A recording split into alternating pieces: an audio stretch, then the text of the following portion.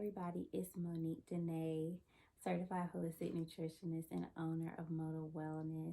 And I'm excited because in this video, I get to share with you guys the heart of Moda Wellness. These are the things that make my heart beat, or that tick me off maybe when it comes to health and wellness. It's why I do what I do in life. It's why I do what I do in business. And so I want to share with you guys sort of what I believe when it comes to health and wellness.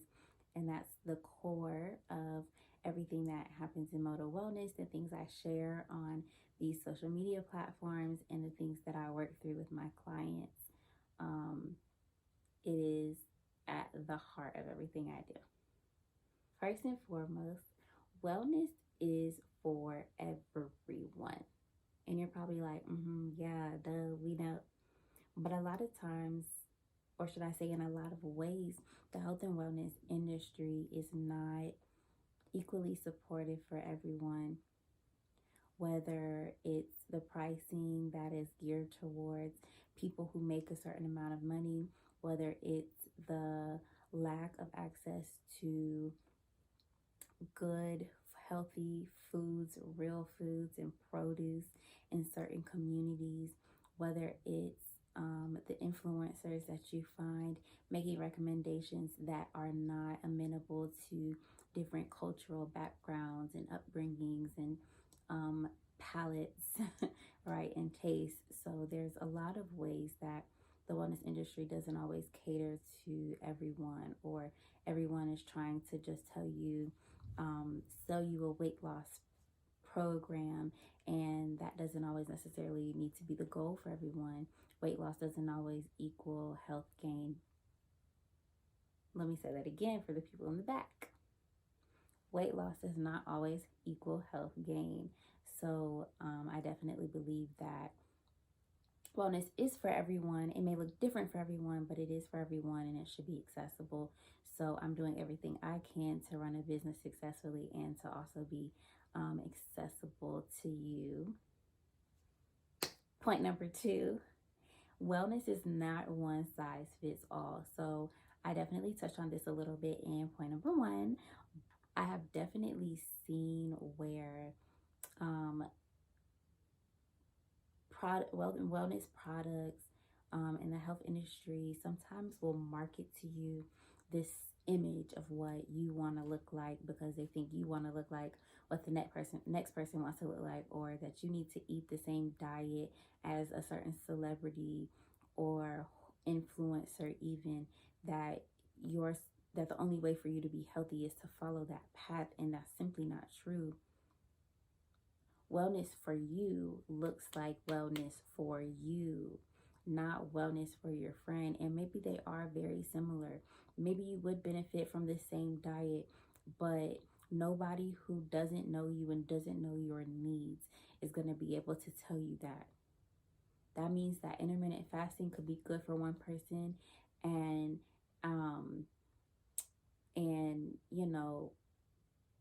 eating 10 snacks a day could be good for somebody else. But that person should not try to tell you that everybody needs to have 10 snacks a day, or that everybody should be intermittent fasting. It depends on your needs. It is not one size fits all. I'm moving to the next point. Let's do it. Wellness is more dynamic than the number on the scale. Wellness is more dynamic than the number on the scale. That is to say that I'm not simply here to sell you a weight loss package, a weight loss program, although I do have services to help people with weight maintenance, whether that's loss, gain, or maintenance. I do have that ability to help you with that. But a number on that scale is not the only thing that defines if you're healthy. It's one marker of health, but it doesn't tell you the whole picture. There are people who are at a healthy weight, but are living unhealthy, and their organs are unhealthy, and their arteries are unhealthy. There are people who are overweight and all of their body systems are functioning in a healthy way. So it's not just that, it's not just weight, and it's not just BMI. Physical wellness and overall wellness is so much bigger than that. I do not, in my business or in my life, demonize weight, nor do I exalt it, very highly, because it only tells you one piece of the picture. It doesn't paint the whole picture. Now, I also believe that wellness is an investment that impacts every area of your life. A lot of times we want a quick fix and we want something that's gonna like not make a huge dent into our budget, but let me just say that we all do something. Most of us do something within our budget that makes a huge impact. That is not an investment.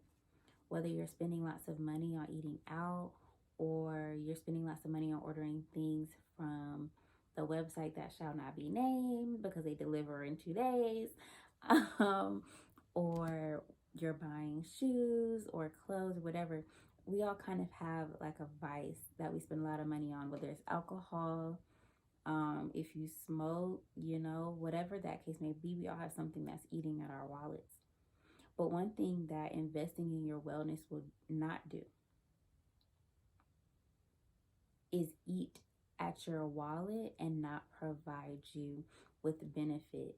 So I do believe that you should invest in yourself and that you should invest in your wellness, because that impact has a greater impact on your overall wellness, your emotional wellness, your social, your physical, your occupational, because you can show up better and because you can operate better and more like who it is that you were designed to be. When you're well on the inside, you can operate optimally on the outside.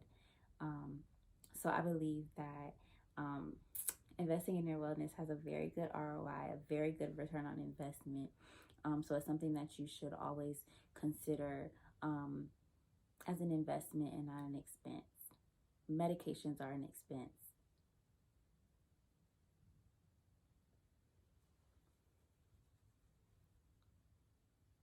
Yeah, I think I'll leave that in. Medications are an expense because they're masking illness. Investing in wellness, investing in what's good for your body, that's an investment because it's actually providing you benefit. And that's not to say you should never take a medication. That's an individual decision, a case by case decision. I touched on this point before, but I do not believe that wellness should require you to abandon your cultural connections. That was a lot of words. Here's my point. Just because you're transitioning to a plant-based diet, or because you're trying to live more healthy and you're trying to be well, it doesn't mean that you have to go eat like them or like them or like them. There is still a way that you can pull through the things that keep you going and the things that keep you connected to your upbringing and to your culture, so that you can be well like you. So it goes back to wellness is not one size fits all, okay? My friend, you do not have to eat everything that they eat up over there. And you know where over there is because it's the first thing that came to mind. You do not have to abandon flavor that you like.